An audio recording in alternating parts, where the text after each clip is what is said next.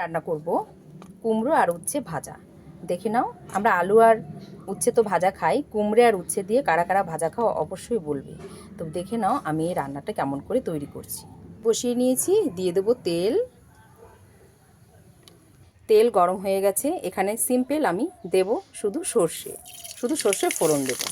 আর এই যে উচ্ছে আর কুমড়ো কেটে নিয়েছি, এগুলো এই তেলের মধ্যে দিয়ে দেবো।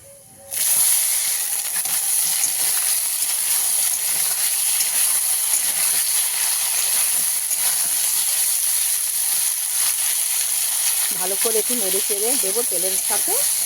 এবার আমি দেব নুন পরিমাণ মতন, আর দিয়ে দেবো হলুদ গুঁড়ো পরিমাণ মতন, ব্যাস।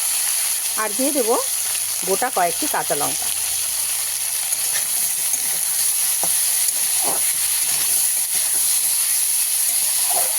ব্যাস, এবার আমি ঢাকা দিয়ে সেদ্ধ হওয়ার জন্য ওয়েট করব।